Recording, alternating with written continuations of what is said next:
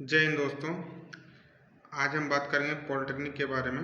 Polytechnic किस तरीके से कर सकते हैं, कौन कर सकता है और इसको करने के क्या क्या फ़ायदे हैं। इस पॉलिटेक्निक करने से हमें किस फील्ड में जॉब मिलती है, इन सभी चीज़ों के बारे में जानकारी देखेंगे। और पॉलिटेक्निक करने के लिए हमें क्या क्या चाहिए, प्राइवेट सेक्टर से करेंगे तो कितनी फ़ीस लगती है, गवर्नमेंट सेक्टर से कितनी फ़ीस लगती है, इन सभी चीज़ों के बारे में मैंने डिटेलली ये वीडियो बनाया। तो वीडियो को स्किप मत करिएगा क्योंकि वीडियो आपके करियर को लेकर बहुत ही इंपॉर्टेंट होने वाला है। और आइए ज़्यादा बात ना करते हुए वीडियो को शुरू करते हैं। और आप सभी लोग को होली की ढेर सारी शुभकामनाएं। वीडियो अगर अच्छा लगे तो चैनल को सब्सक्राइब करें, बेल आइकन को प्रेस करें और अपने दोस्तों को शेयर करें और वीडियो को लाइक करें। तो आइए वीडियो को शुरू करते हैं। सबसे पहला हमारा प्रश्न होता है पॉलिटेक्निक होता क्या है। तो जैसा कि इसमें लिखा हुआ है, पॉलिटेक्निक जो होता है, इसको पॉलिटेक्निक जो है 10th और 12th पास के बच्चे दोनों कर सकते हैं, ठीक है। और मिनिमम उम्र जो होती है 14 से शुरू हो जाती है। और इसका जो फॉर्म प्रक्रिया है, फॉर्म भरने की प्रक्रिया ऑनलाइन फॉर्म प्रक्रिया होती है, ठीक है।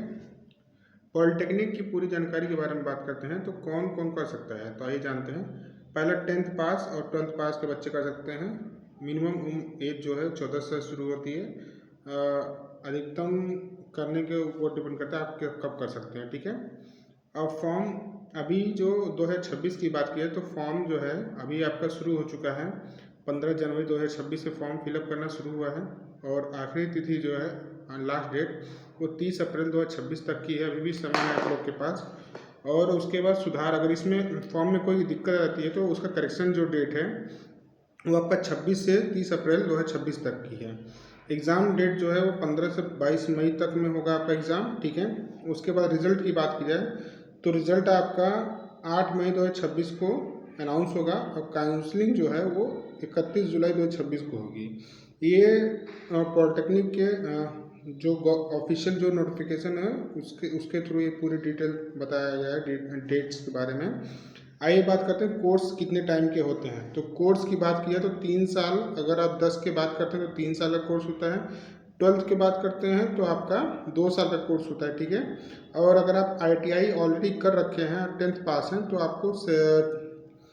आपका सेकेंड ईयर जो आपका 10th के बाद जो 1 साल होता है उसका सेकेंड ईयर में आपका एडमिशन होगा, ठीक है। जिस स्टेट से किए रहेंगे उस फील्ड में।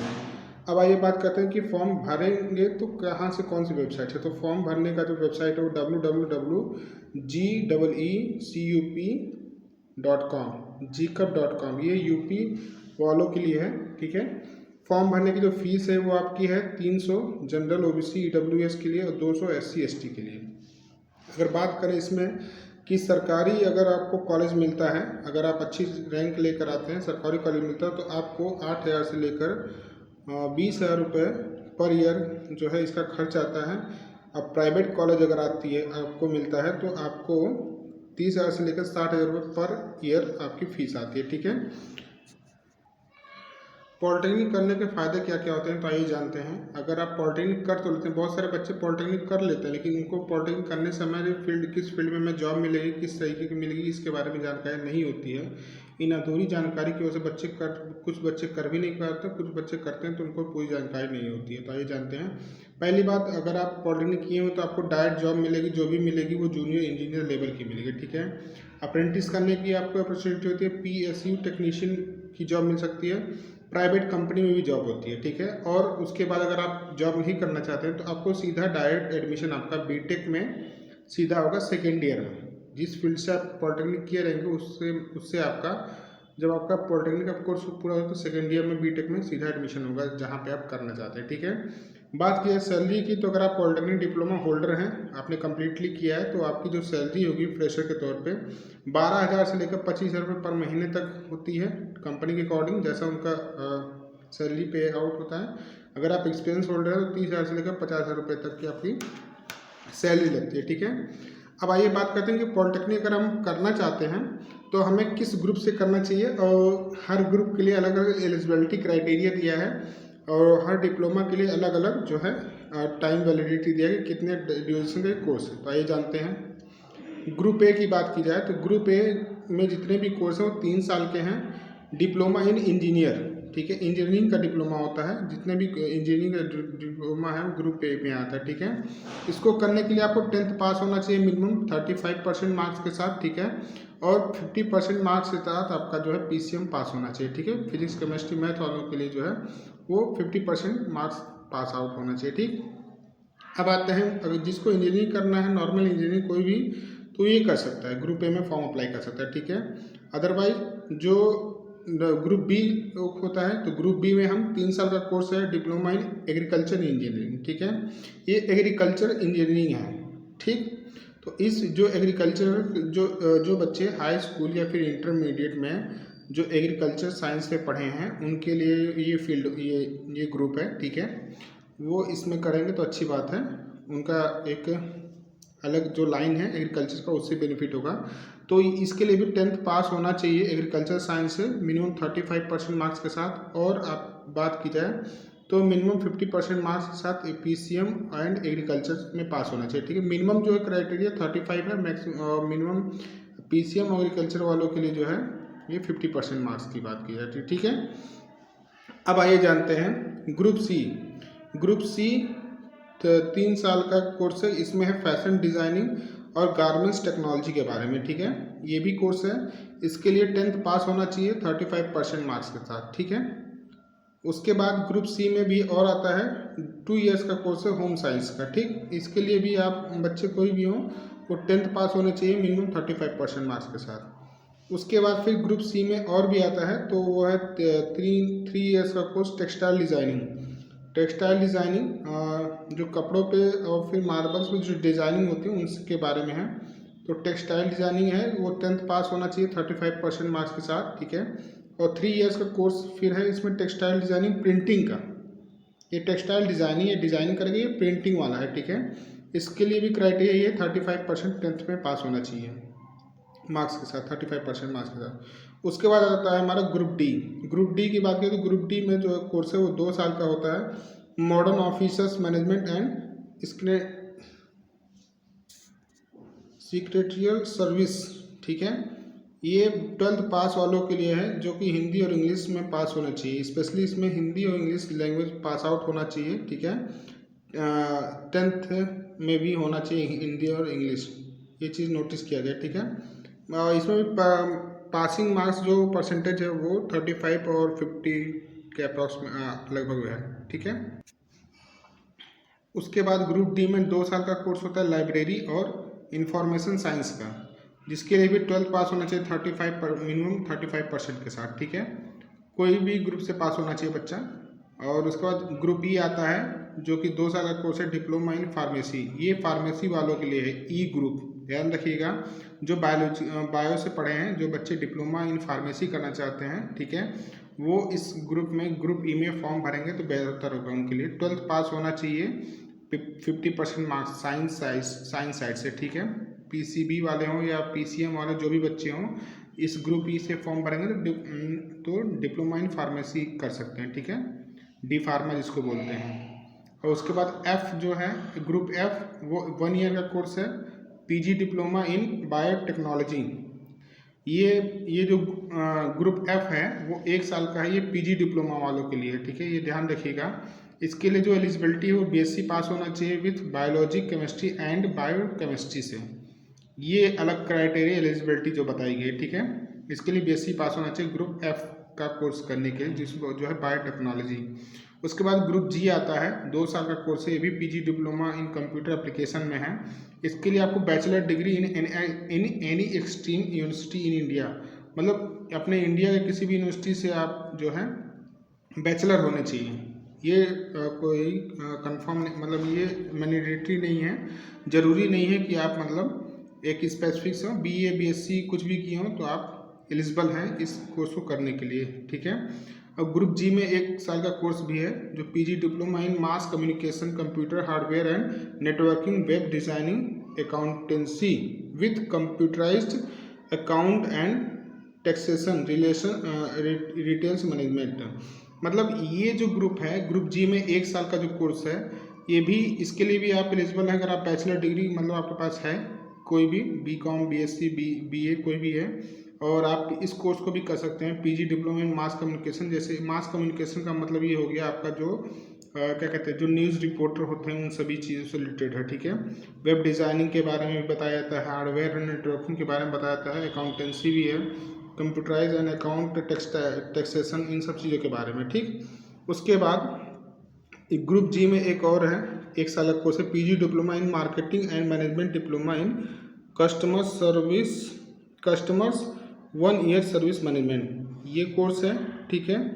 तो इन सभी चीज़ों के लिए आपको केवल बैचलर डिग्री आपके पास होनी चाहिए। उसके बाद फिर हमारा आता है, फिर हमारा ग्रुप जी में एक और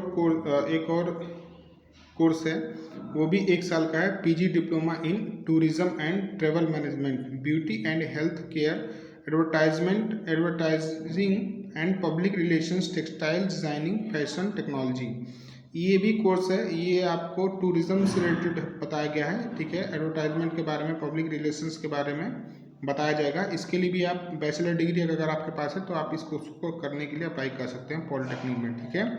उसके बाद हमारा आता है ग्रुप एच। ग्रुप एच जो है 3 साल का कोर्स है, diploma in hotel management and catering. इसके लिए आप 12th पास होनी चाहिए 50% मार्क्स है।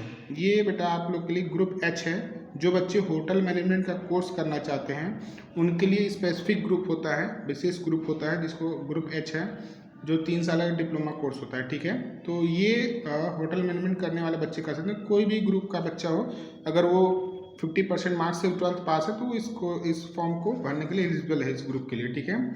उसके बाद फिर हमारा आता है आई, ग्रुप आई की बात की जाए तो ये भी 3 साल का कोर्स है। इसमें है diploma in aircraft maintenance and engineering, ठीक है। एवॉइंसेस के बारे में दोनों मैंने कंबाइन कर दिया है, ठीक है। इसके लिए आपको पीसीएम फिजिक्स केमिस्ट्री मैथ से 50% मार्क्स के साथ आपको पास होना चाहिए, ठीक है। ये diploma in aircraft maintenance engineering के बारे में, अगर जो जिनका एयरक्राफ्ट का मतलब एरोप्लेन से रिलेटेड या फिर हवाई जहाज से रिलेटेड या फिर हो गया आपका हेलीकॉप्टर से रिलेटेड, जो इन सब में जॉब करने इन सब की इंजीनियरिंग करना चाहते हैं उनके लिए आपका ये ग्रुप आई है, ठीक है। तो जिनका अगर इस फील्ड में अगर आपका इंटरेस्ट है तो आप इस ग्रुप आई को करके कर सकते हैं, ठीक है। ये 12th पास होना चाहिए इसके लिए भी पीसीएम के साथ, ठीक। उसके बाद ग्रुप जे की बात की जाए तो ग्रुप जे में 1 साल का कोर्स है जो कि पीजी डिप्लोमा है, ठीक है। किसके बारे में इंफॉर्मेशन, ग्रुप जे की बात की जाए तो ग्रुप जे जो है PG diploma in information technology है, ठीक है। इसके लिए आपको diploma in engineering in any branch, मतलब ऑलरेडी आपके पास इंजीनियरिंग में डिप्लोमा आपको अगर किए हुए हैं तो ये आपका पीजी डिप्लोमा है, ठीक है। इंफॉर्मेशन टेक्नोलॉजी के बारे में है, ठीक। ग्रुप जे, अगर आपको इंफॉर्मेशन टेक्नोलॉजी में अगर आपको करना है तो ऑलरेडी आपके पास इंजीनियरिंग का कोई भी ब्रांच का आपके पास डिप्लोमा ऑलरेडी होना चाहिए, ठीक है। उसके बाद बात करते हैं ग्रुप के बारे में। तो ग्रुप के जो है वो 2 साल का कोर्स है, डिप्लोमा इन इंजीनियरिंग, ठीक है। ये ग्रुप के है, बट ये ग्रुप के डिप्लोमा इन इंजीनियरिंग की बात करें तो ये आईटीआई जो ऑलरेडी पास हैं उन बच्चों के लिए है, ठीक है। जो 12th साइंस साइड से पास हैं, जैसा कि यहाँ पे बताया गया है कि 12th पास साइंस एक्सट्रीम और 10th pass with ITI certification, जो बच्चे आईटीआई किए हुए हैं, ठीक है, उनके लिए ये ग्रुप है, ग्रुप के। इसको अगर आप आईटीआई किए हुए 12th पास हैं साइंस साइड से या फिर हाई स्कूल किए हैं आईटीआई से, तो आपको अगर ग्रुप के में अगर जाना चाहते हैं तो आपको इंजीनियरिंग यहाँ से भी कर सकते हैं। अगर group diploma in group A मैं अभी इसके बारे में आगे बताऊंगा अभी आपको बेहतर तरीके से के। और उसके बाद ग्रुप एल आता है, ठीक है। तो 1 ईयर का कोर्स है, post diploma in industrial safety, जो सेफ्टी का जो एक कोर्स होता है इंडस्ट्रियल सेफ्टी, उसके बारे में इसमें बताया गया। इसके लिए आपको बीई और बीटेक आपके पास होना चाहिए, ठीक है, किसी भी स्ट्रीम से। और उसके साथ साथ 2 साल का कोर्स होना चाहिए, या फिर आपके पास engineering diploma in engineer with 5 year experience अगर आपके पास है तो आप इस कोर्स को कर सकते हैं, ठीक है। अगर आपके पास ये एलिजिबिलिटी क्राइटेरिया तो आप इस फील्ड कोर्स को कर सकते हैं। अब आइए बात करते हैं, थोड़ा सा डाउट यहाँ पे बच्चों को आ रहा होगा कि डिप्लोमा इन इंजीनियरिंग यहाँ पे लिखा हुआ है, ग्रुप ए में भी डिप्लोमा इन इंजीनियरिंग लिखा है। तो इसके बारे में बता दूँ, ये जो फील्ड है, जो ग्रुप के है, वो उन बच्चों के लिए है जो ऑलरेडी 12th पास आउट हैं साइंस साइड से, या फिर जिन्होंने ITI कर रखा है 10th में, ठीक है, उनके लिए है। लेकिन ITI किस में, अगर आप इंजीनियरिंग वाले किसी फील्ड में किए हैं तो, ठीक है, तो उनके लिए ग्रुप के है, जिसमें आपको डायरेक्टली अगर आप पास आउट करते हैं तो आपकी रैंक के अकॉर्डिंग सेकेंड ईयर में इंजीनियरिंग फील्ड में आपकी एडमिशन हो जाएगा, ठीक है।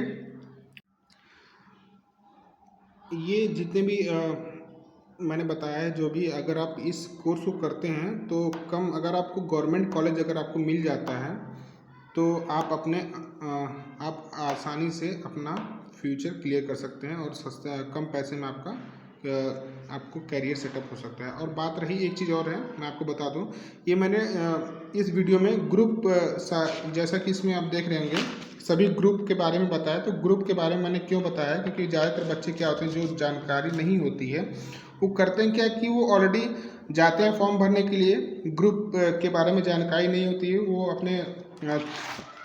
अपनी चॉइस के अकॉर्डिंग ग्रुप, अपने फील्ड के अकॉर्डिंग ग्रुप को चूज़ नहीं करते हैं, जिसकी वजह से वो कोशिश तो करते हैं, लेकिन होता क्या है कि मतलब रैंक वो ज़्यादा नंबर भी आते हैं, अच्छे नंबर भी आते हैं, लेकिन जब नॉर्मली वो जो हर ग्रुप में अलग अलग बच्चों का कंपटीशन होता है, तो अगर आप अपने अपने ग्रुप के हिसाब से अगर फॉर्म अप्लाई करवाते हैं, जो जहाँ से आप फॉर्म अप्लाई करते हैं खुद या कहीं से भी करवाते हैं CSC सेंटर से, तो उसको बता दीजिए कि मुझे इस ग्रुप में फॉर्म अप्लाई करना है, पर्टिकुलर इस ग्रुप में। इससे क्या होता है कि अगर आपकी रैंक अगर अच्छी खासी आती है तो आपको आसानी से आपको क्या होता है कि मतलब आपको कॉलेज मिल जाते हैं सरकारी, ठीक है। नहीं तो जो बच्चे क्या होता है कि बच्चे जब जानते नहीं हैं, वो जाते हैं नॉर्मली वहाँ पे बोल देते हैं कि पॉलिटेक्निक का फॉर्म डाल दीजिए। वो दुकानदार अगर जानकारी नहीं है उसके पास, तो वो क्या करेगा कि वो ग्रुप ए में ही फॉर्म फिलअप कर देता है, और फिर आप कोशिश तो करते हैं, आपको लगता है कि मैं पॉलिटेक्निक का फॉर्म भर रहा हूँ और पास कर जाऊँगा, मेरा सिलेक्शन हो जाएगा। लेकिन होता क्या है कि ग्रुप ए में क्या होता है, ज़्यादातर कंपटीशन होता है, ठीक है। तो इसलिए बच्चों का नंबर तो ज़्यादा आता है, लेकिन ज़्यादा कंपटीशन होने की वजह से उनकी रैंक अच्छी नहीं आती, जिसकी वजह से उनको कॉलेज सरकारी नहीं मिल पाता है, वो थोड़ा सा डिप्रेस हो जाते हैं।